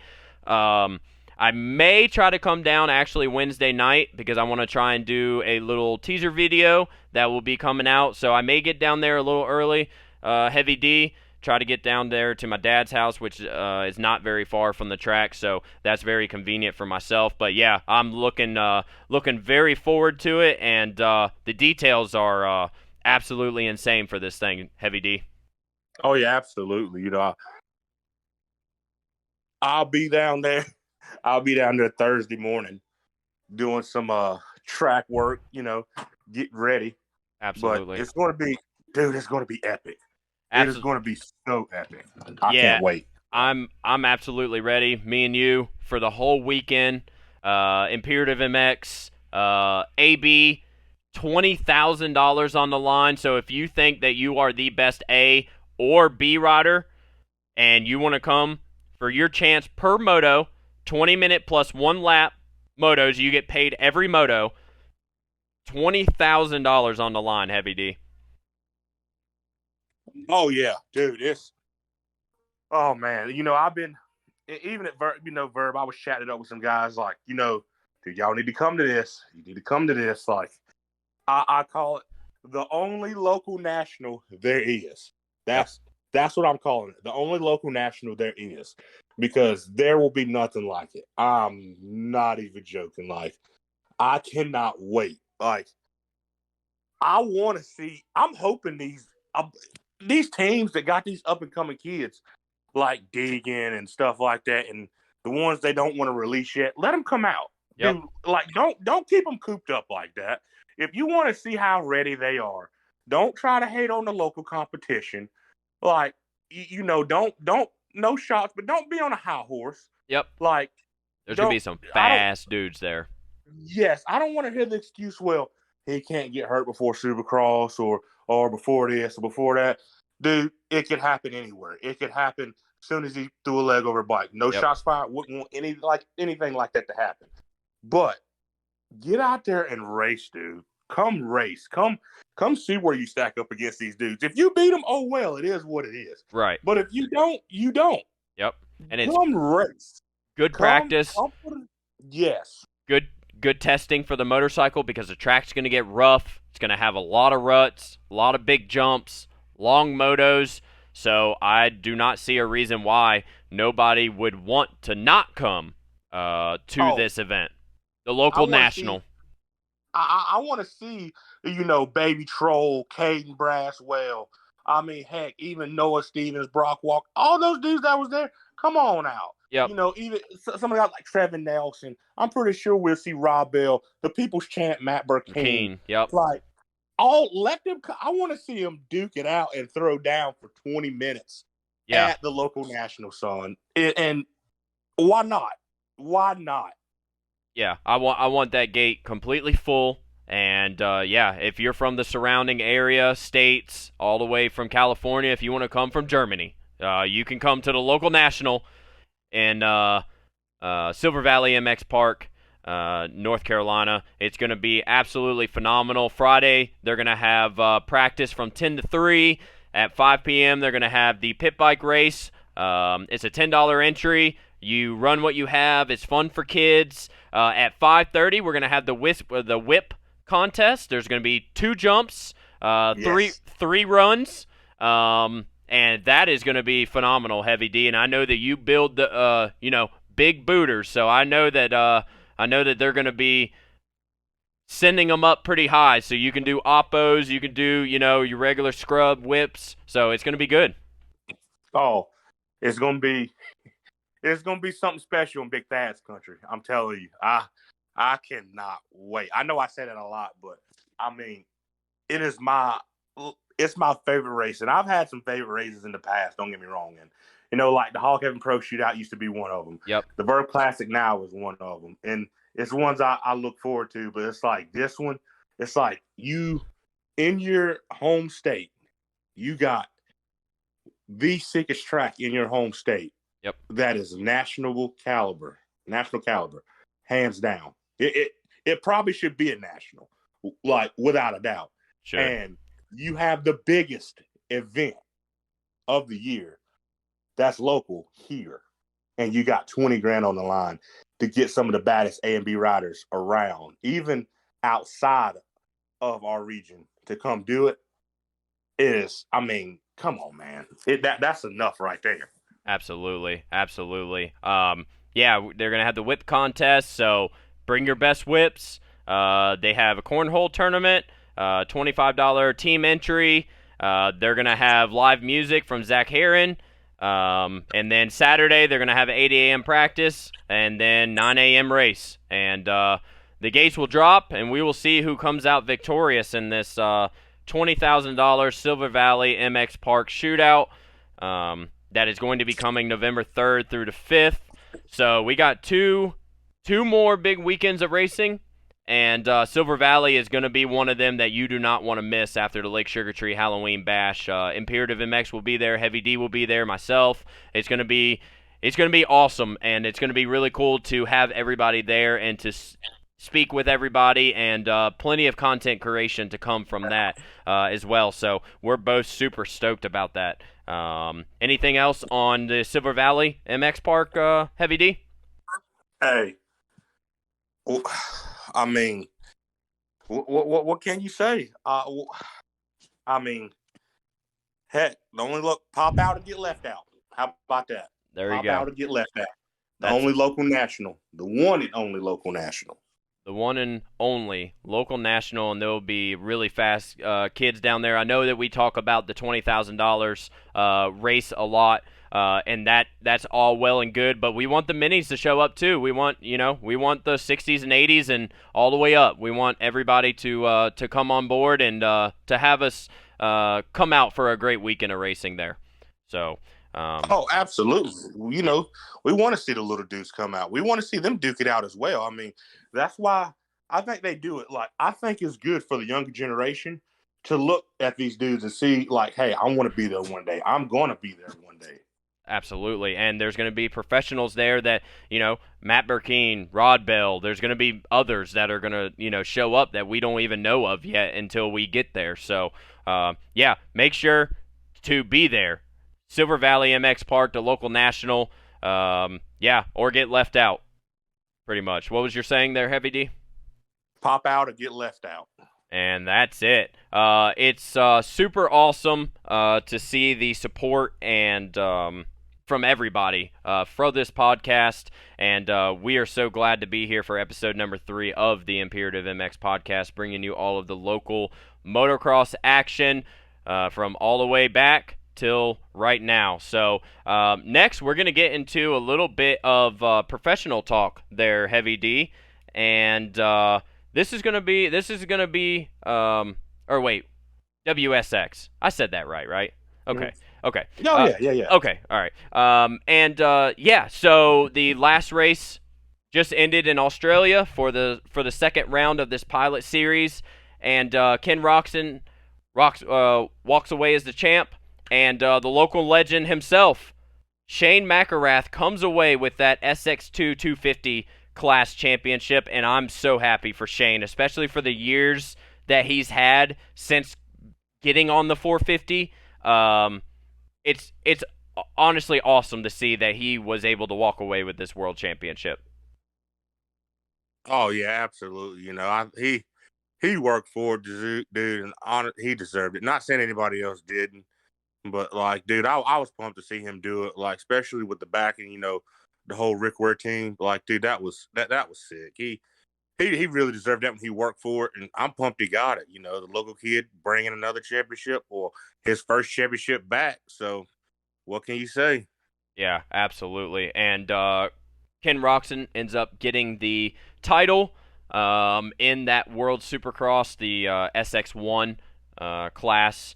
And there was a little bit of controversy. He had a flat tire in the second race, and he was actually in third going into the final race. And the two people that were out front was Freeze and Brayton over Ken Roxon going into the third main, but sure enough, right off the start, Mr. Freeze decided to take a right when the turn was a left, and took himself and Brayton out. I've watched it multiple times. I saw him. I saw the head look over. He saw JB. He knew what situation he was in. He just needed to beat JB. Even if Roxon won and Vince got second, he would have won over that. But yeah, I don't. Man, it was just another earthquake that happened with Vince Freeze there, Heavy D. Yeah. So I want to hear your take because. Okay, so before we even start, I need to give my background and my opinion on Vince Freeze. So, I like him. Okay, so maybe I don't like him as much as like some of these other guys, right? But I'm okay with Vince as far as a off the track person, and his riding ability are obviously top notch because he's racing, professionally, right? So I can't knock his talent, I can't knock his riding ability or anything. The only thing I don't like is just when he puts on his helmet and he just does some stuff like this, whether it be to Pike, whether it be to Craig, Brayton. I mean, I don't know. Heavy D, I mean, help me realize what is going on inside of Vince Freeze's head here, Heavy D. Help me out. Okay, I try to. Now, mind you, everybody knows I love Freeze. Like, Freeze is my dude. Yep. I personally know JB like good. Like, I know him tremendously well. Like, I grew up around him. Right. In the JGR days. So, like, he's my guy. Right. And nothing against JB. I just try to look into situations a little deeper. Now, as far as this whole getting paid situation or whatever to take him, I hadn't read any of that or seen any of that. But how I look at stuff, and even for me, like, looking at that situation, for one, I've always, in my mind, the start is fair game. I've always had it in my mind, start is fair game. Like, I've always been a bigger dude. I punked a lot of kids because I was a bigger dude off the start. So I never really got tested off the start like this. And mind you, this is a different situation. Yes, granted. But I've watched it over and over and over. And my perspective on it. Now, mind you, I feel like JB may be coming after him because of situations like Craig and Pike like that. And the whole Pike thing, yeah, I agree. That probably wasn't the smartest decision. I can attest to that. Right. And my take on the Craig situation is, like, I feel he was going for the pass, but I don't think he was intentionally trying to hit him. It looked like he tried to lock it down at the last minute because it was one of those situations where he's racing hard, but I think he noticed Craig wasn't going to back off, so he locked it down. But by then it was too late. Like, yep. Craig hit. I guess in his mind, in any fast guy's mind, if you're fast and you're about to make a pass, you need to let me by. Right. And me personally, that's not how I think. If I can stay close to you, I'm going to race you as hard as I possibly can. Absolutely. Now, mind you, I would have probably made a decision like that. Granted, I've never did that, but it was one of those incidents. Like, Freeze was up front. He was racing to be up front. Hey, he was doing what he could, and it went south. In this situation, I feel like he came off the start. I don't think he was intentionally gunning for Brayton. I think he seen he could duck under a little more, even though he was beat off the start.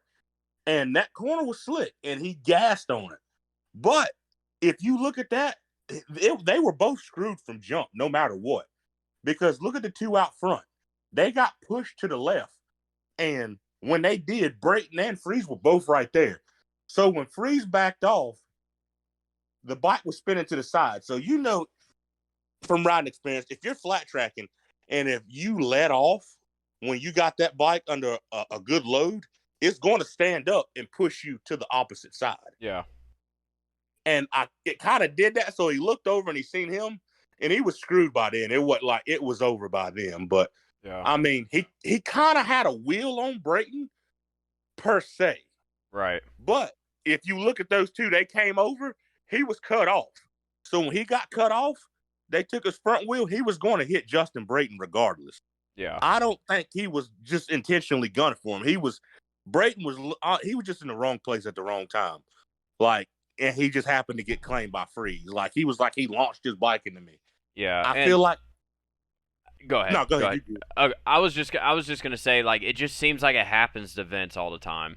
Like, just these, like, I know that he's not meaning to, right? Like, he's not going in there to try to kill people, but there's just so many instances where this stuff happens and we don't really understand why. Or, you know, he says that he doesn't mean to, right? But it just happens over and over and over again every single year. And I get that you're racing hard and, you know, all of this other stuff, but man, almost kind of like a Barsha. It's like, man, we're just seeing this over and over and over again, and we're hearing the same things over and over and over again, you know? So it's like, it's hard. It's either you're with him or you're against him, and that's kind of my opinion on Vince. And other than, you know, the times that he hits people, he's fine, right? But just those weird things that happen to happen, it just makes his value go down, I feel like, and it's unfortunate. Oh, yeah, I mean, it's one of those things. It's like, it happened, and don't get me wrong, it's like, even when it started with that incident with Pike, it's like now, like, if anybody gets into it, they're going to point the finger at him. I mean, yeah. Don't get me wrong, like, and that the whole Pike thing, like, I mean, it was what it was. Like, yeah. I mean, I could probably say, I'm not going to sit here and say he wasn't, like, trying to take him out, but I mean, Pike left the door open, so he went in there, and like, it was just it was what it was. Yeah, like, yeah. I mean, the proof's in the pudding there, but like, this whole ordeal, I think, and Brayton says he's done, but I mean, and I've been around JB a while. It ain't gonna be no convincing him otherwise. Like, and I think what's even harder, I think this is going to be his last year. I think he's pretty much done after this. I think he's probably going to retire. So, like, that was his opportunity to get a championship, you know, with everything that went down with Roxon. Yeah. And so it got threw away right there. So, I mean, it's just going to be Vince's fault to the end. Like, yeah. No matter what you say, but I just look at it differently. I just say, like, Vince, he tried to squeeze up. He tried to squeeze up the inside, and he pushed. And when he did, Brayton was still coming to the inside as well. And it was one of those things, like, Brayton's going with the natural flow of the track. Freeze was, and he was in a flat track, and he let off, and it stood up, and he tried to slow down, but he was like, it was going to be a shit situation, no matter how, in my opinion, no matter how you look at it. So, yeah. I mean, it is what it is. I mean, I feel like sometimes these dudes get caught up in their emotions too much. Instead of going to talk to him and be like, hey, like, I don't think he's trying to cry wolf. He's just racing hard. And it was a shit situation. Like, yeah. I mean, I'm not naming any names, but I've dealt with it here locally, you know, even with parents. And I tell them, like, look, instead of crying wolf or getting mad, go deal with the situation. Go talk to that other parent. Go talk to him first before you blow up and get mad. Like, yeah, or come to me. Yeah. Yeah, go see. And if you don't get the outcome you're looking for, then you know what kind of person you're dealing with. Right. But don't jump to a conclusion. You know what I mean? Yeah. Like, because it's a lot of race events that can happen, and hell, they could be prevented. I mean, even the Craig situation, if you know, like, and this is my thing, if you know somebody is like this, why are you going to hang on the throttle? I guess the only thing I can think of is that he thought that he had enough momentum around the outside to where he could just hold it, underneath that little stadium part where they went around the sand. The only thing I could think is that realistically he thought he was going to the inside because Vince was on the left side, and then kind of all of a sudden he went to the right, and yeah, I saw him lock on the brakes because he was like, oh shit, I'm really gonna hit him, like I'm really gonna hit him, but I'm not. I mean, I get racing hard, I get it, but man, it just happens too often, and it's almost like, and I can see it from a rider's standpoint. Like, I can see that the riders are frustrated with Barsha. I can see that they're, frustrated with Freeze. I can understand it because I have been in those situations in arena cross, especially where you know that you're faster than this dude, but especially in arena cross, I mean, they will hit you in every single corner. It doesn't matter, And I like that type of stuff. And we never went in the T-bone action. Maybe one time I got a little carried away one time. But for good measures. Harvey over there that was running the AMA and running the all of that good stuff. He was a good guy. But regardless of the fact, before we get, because we don't want to ramble on too much about this, but, just at the end of the day, it just happens too much, and it's almost, like, I understand your point of view, because you're a fan, right, and I'm okay with your, not okay, right, like, but, I agree with your opinion, and it's a good opinion, and I completely understand that, but for me, I've just seen it so many times, and it's just like, man, I just want them to race, I just want him to race good. Like if you do a little bump or whatever, that's fine, right? But it just seems like every single time that he bumps a rider, that rider ends up getting taken down, and it doesn't. And it's like, I get the whole where you're coming from of racing hard and all of that. A little bumping and banging is not a bad thing, but for some reason with Vince Freeze, it just happens to always be a takeout of some way, shape, or form. And I think that's where the riders are being frustrated at. Like if he was a rider that was just an aggressive rider and not so much taking people down in the process, then I think that we would probably all have probably a better outlook as a whole towards Vince Freeze, unless you're a big supporter like you are, and I'm not knocking you for it, but like, yeah, that's kind of where I'm at with Vince Freeze. But yeah, you can't knock his talent. He rides a dirt bike way faster than I can, so. But I try to look at it from all angles, not just, a fan. Don't get me wrong, I'm a huge fan. Like, that's my guy. But, and I'm not even being biased. But just looking at it from my point of view, because I'd say I'm way closer to JB than I am to Vince Freeze. Right. Like, without a doubt. But I just feel like, especially in the whole motocross community, if you think about this, and a lot of people don't, look at the LCQ. Those dudes fucking destroy each other. Yes, Excuse sir. My French. Yeah. But nothing is ever said. Like, dude, nothing. And I think it's because it's not the top riders.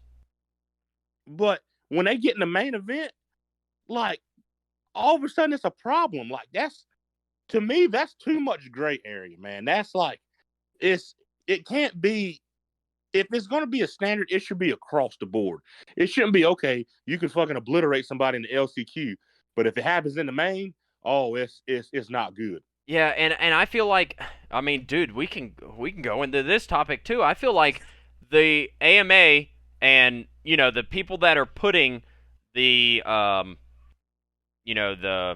what's the right word I'm looking for? The punishment for these actions, I feel like it is so rider favorited and team favorited, and I feel like we never have a standard for this is what happens when you do this is what happens when you do that. It feels like it changes all the way around the board. Like this year we saw points get taken away, we saw money get fined, and all of them were around the same, and the Barsha takeout on Ferrandis at Bud's. I mean, dude, like it depends on the rider. It really does. And from what I can tell, in my opinion, that it is favoritism.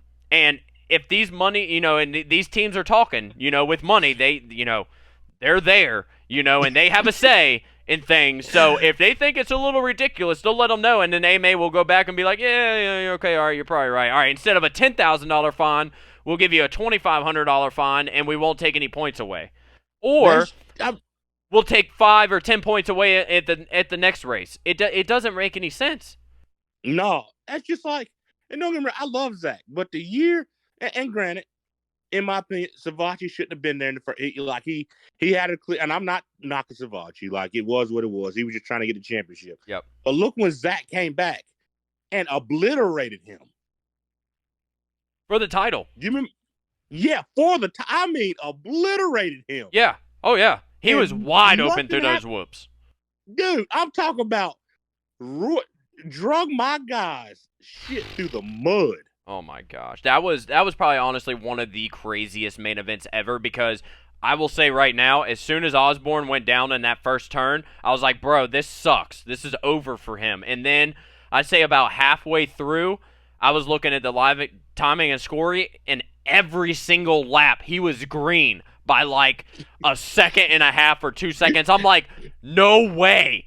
No way this is going to happen. Like, bro, I have chills just talking about it because, dude, I remember exactly where I was that day. I remember everything about that day because, dude, that was such a monumental, like, I don't mean to get off topic, but yeah, like, the fine was different for that. And then if you go to, the next weekend, if they had another weekend past Vegas and somebody did that in the LCQ, there would be no fine. Oh, dude. There'd be nothing. What about 2009 when Reedy tried to take Stu out? Oh, yeah.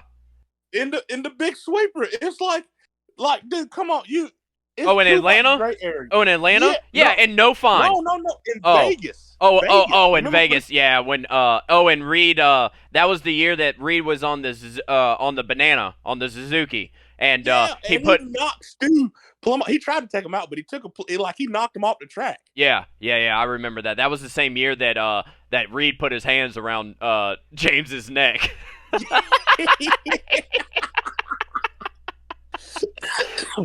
That was that. But I mean, dude, it's like you can't like everybody. Okay, in my opinion, everybody says it happens too often. But dude, that year, Stu and Reed went at it so hard, and they was killing each other, but it wasn't a problem. No fines, no nothing, and they just blew it up. They blew it up, and they made money off of it. Exactly. That's what I'm saying. Like, honestly, like, people can say what they want about Vince, and people may hate him, but dude, I guarantee you, people show up to a Supercross just to see what's going to happen with him.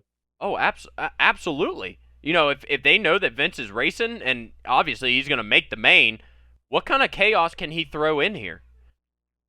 Like, I don't mean that. I don't mean that as like that's exactly what he's doing every single time, right? But no. But you know what I'm saying? Like, people are going to be like, "Oh, Vince Freeze is here. We know what happened last year in 2022, that sort of thing. So what will happen this time?" Mm-hmm. So, but we'll get off the JB and Vince Freeze talk because I feel like we could go into that so much farther. But talking about WSX and professional talk here on the Imperative MX podcast, episode number 3, brought to you by West Virginia Motorsports, Hydropower, Silver Valley MX Park, the new sponsor Dirt Industries, and FXR. Thank you so much for those sponsors being on board, and more talk here about the professional side of the sport of motocross here on the Imperative MX podcast. But Kenny took home the title. As far as this pilot season, from what I've heard, read, seen, the riders were not very fond of the tracks. There was a lot of flats that were going on this past weekend. Did you see Derek Drake's crash over the finish line because of a flat tire? Oh no, no, I didn't Oh see my that. gosh, dude. He got a flat right as soon as he was about to hit that metal ramp, and at the last second, he realized that he couldn't hit it. And so, dude, he went right off of it and just landed straight on his Oh feet. wow. Oh, dude, it was not good. Roxon got a flat. There were other riders that got a flat. There was a lot of chaos, short racing, short turnaround time. I don't know. What do you?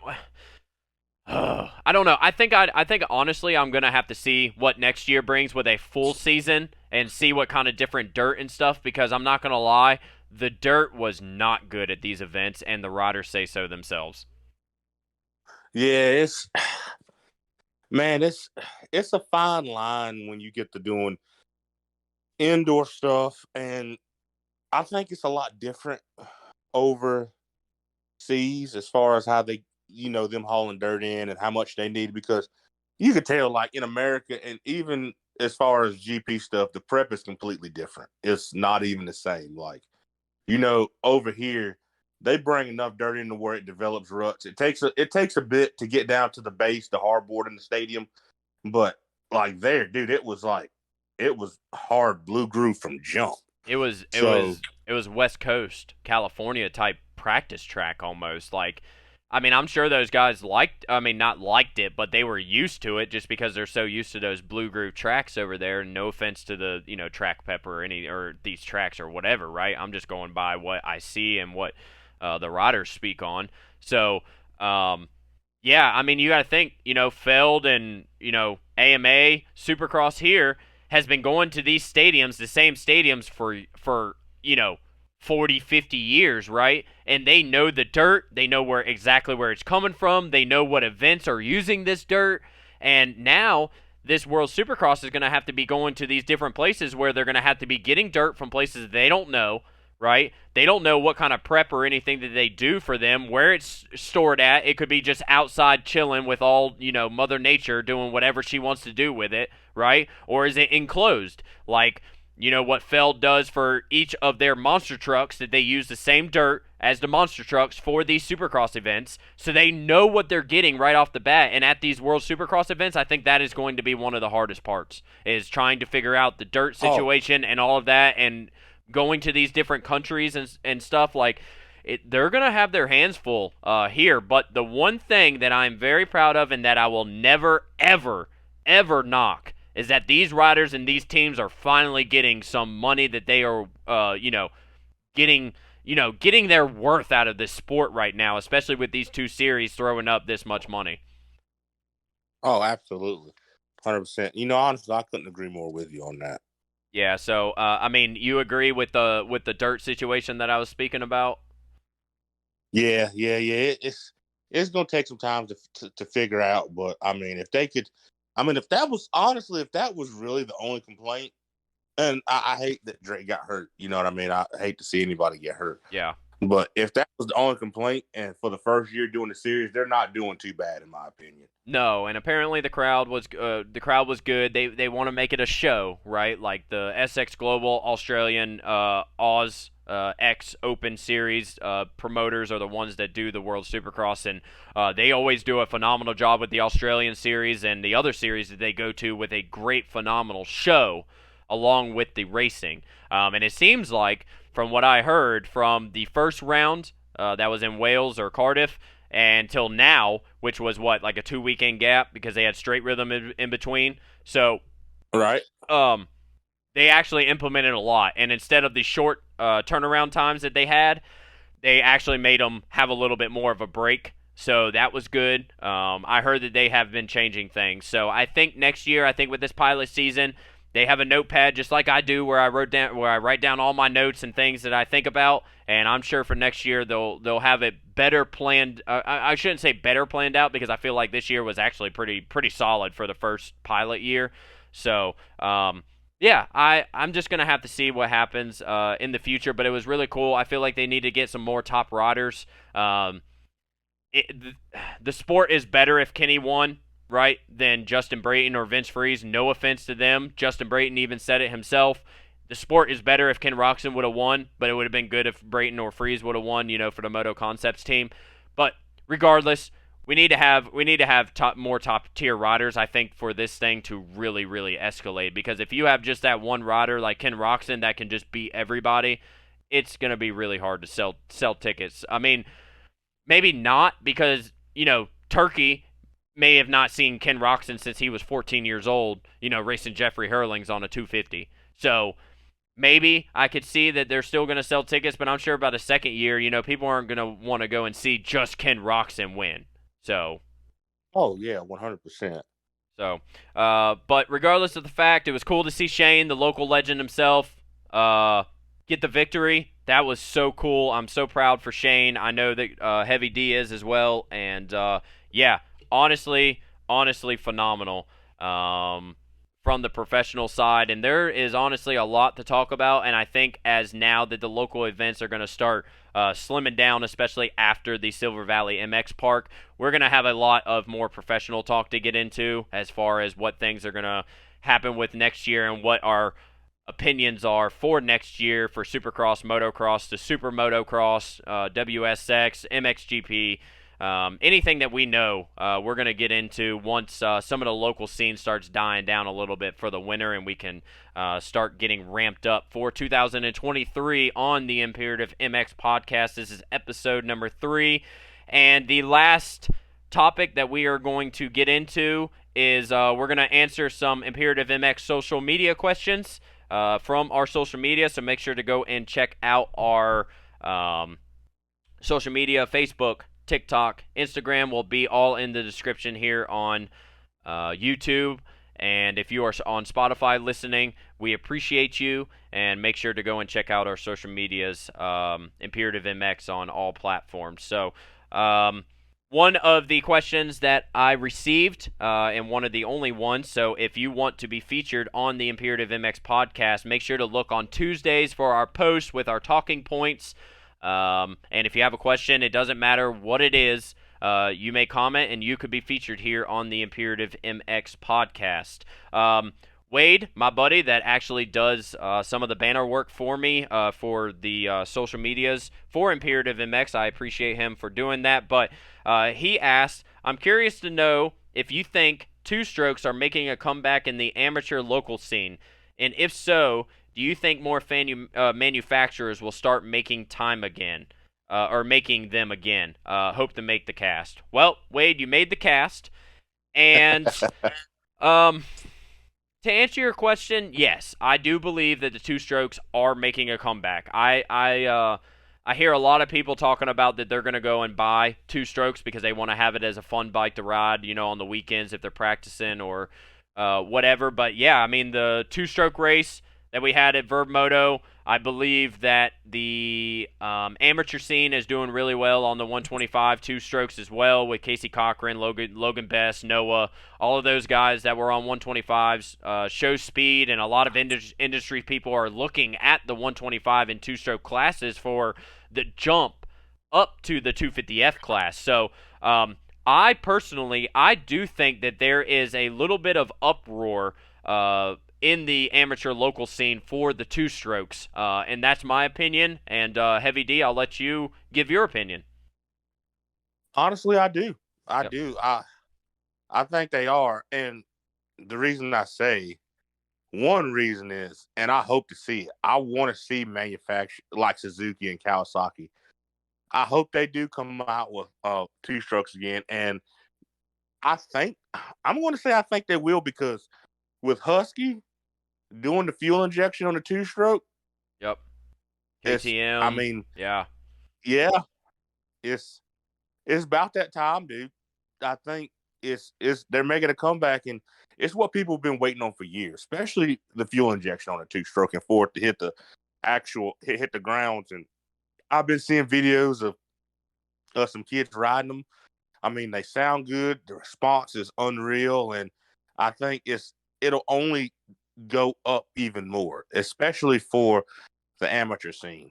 Absolutely, and I think the technology is there, and I think that the rider talent is there to be able to ride these bikes at a top level in whatever class that they are in. So, manufacturer-wise, I don't know, man. To be completely honest, I don't know. Like Suzuki, dude, fix the 450 and the 250 first. Fix that first, and then start making 125s, right? But Honda should come out with 252 strokes and 125s, I believe. Hondas need to come out with those. Thunder. Yeah, the Hondas need to come out because the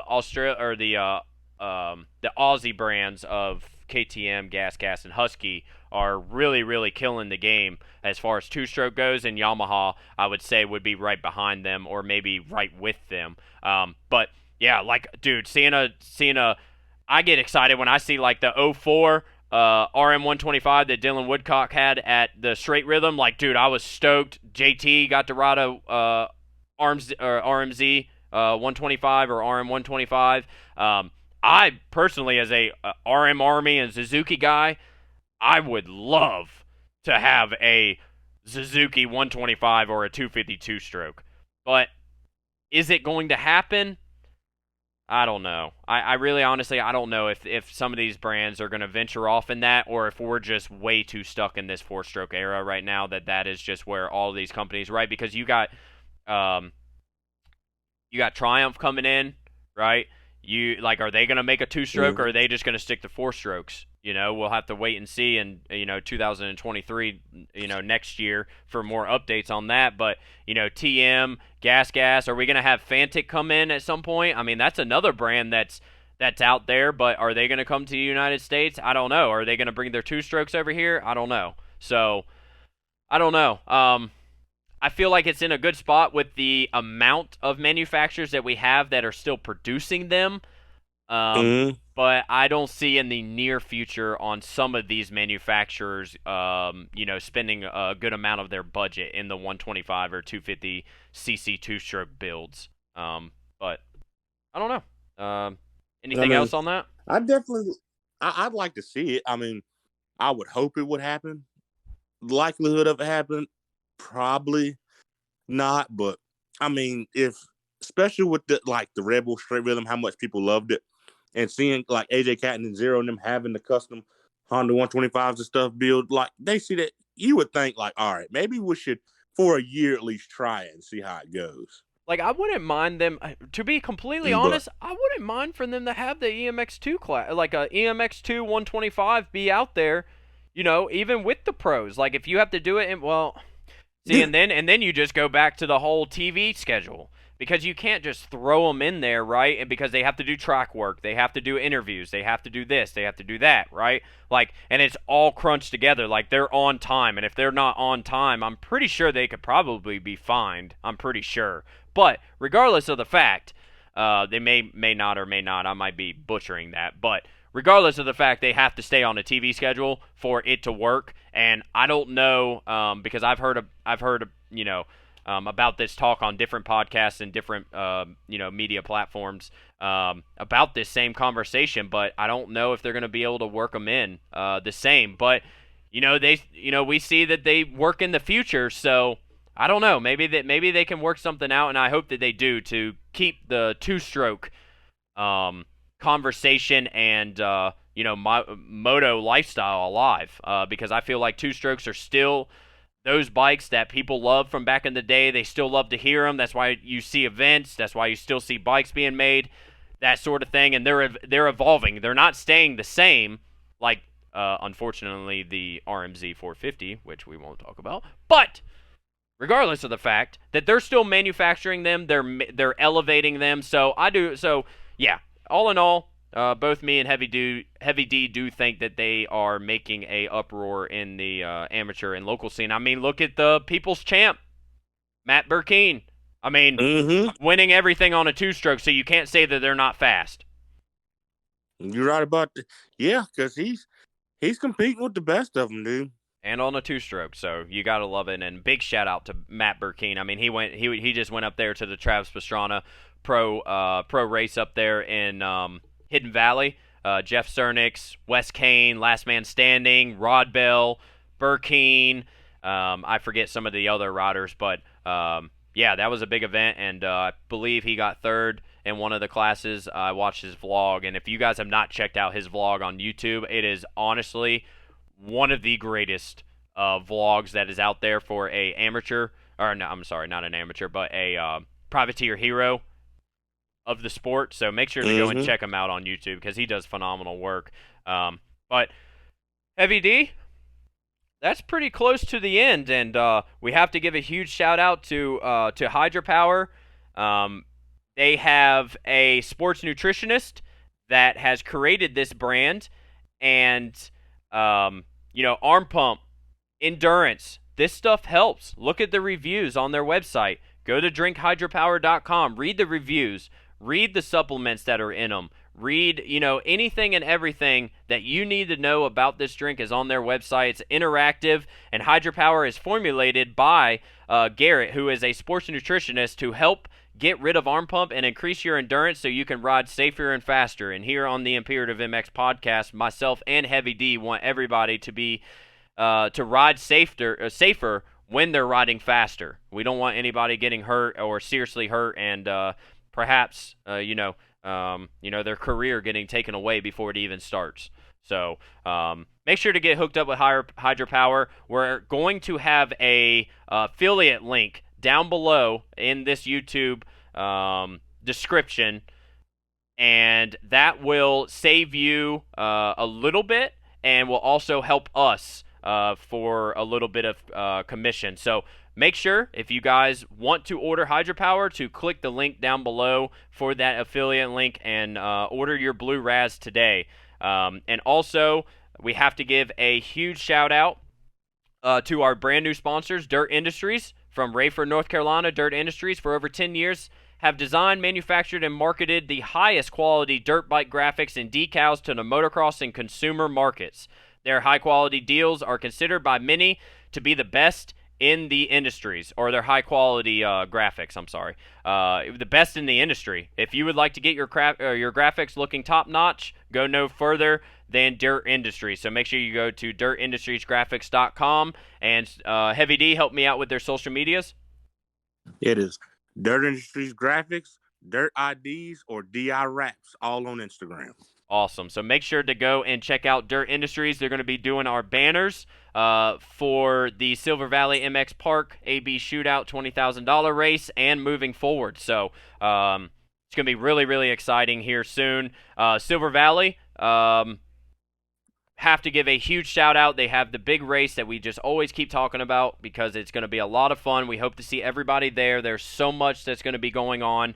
And West Virginia Motorsports and FXR. West Virginia Motorsports, if you need a brand new motorcycle, ATV, dirt bike, whatever the case may be, if it's got an engine, they got it. So make sure to check out West Virginia Motorsports on social media, their website. Go get your ride today from Princeton, West Virginia. That's where I got my RMZ 2023 450. And couldn't be happier with the purchase. And make sure you order your parts. And Heavy D, don't forget those oil and air filters. Don't forget them. That's right. Don't forget them. And FXR, lit kit, local, professional, it doesn't matter. You know FXR. You know how lit the kit is. Any kit, it doesn't matter what selection you get, it is going to look good. And from the local scene to professional, best in sizing, fitting, comfortability, venting, all of that good stuff. So make sure to check them out on social media, FXR Moto, or go to fxrracing.com to see all of their lines of gear, snowwear, jackets, apparel, anything. Go and check out fxrracing.com, and we are so glad to have all of these sponsors back. The Imperative MX podcast for episode number 3, and Mr. Gillespie, Mr. Heavy D, I appreciate you being on this podcast. We are a little bit over 2 hours, so we went a little bit farther than normal, but hey, for good measure, and we had a lot of good talking points tonight. That's right. I definitely appreciate you having me. It's always fun. I love it. It's something I look forward to, and I just can't wait for people to listen and get more feedback from everybody. Absolutely, and I've obviously been checking out the analytics on YouTube. It's honestly insane. I think we're up to 45 subscribers right now, and I think we're only 3 weeks in. This will be episode number 3, so you call it 3 weeks on the YouTube. And it's honestly phenomenal. We just got put onto Spotify, and the analytics on Spotify are going through the roof already. So it's awesome to see the support from the community, the companies, and all of the listeners, you guys, from home, work, your couch, wherever the case may be, at the racetrack. It doesn't matter. Awesome. This is the end of the Imperative MX podcast, episode number 3. Make sure if you see me out at the Lake Sugar Tree Halloween Bash this coming weekend, make sure to stop by, say hello. We'll be out there racing and enjoying it just like you guys are, and Silver Valley in 2 weeks. But we will be back next week, next Thursday, and yeah, for episode number 4. But for episode number 3, myself, host Zach Newberry, and co-host TJ Gillespie, Mr. Heavy D, we're out, and we'll see you next week. See you guys.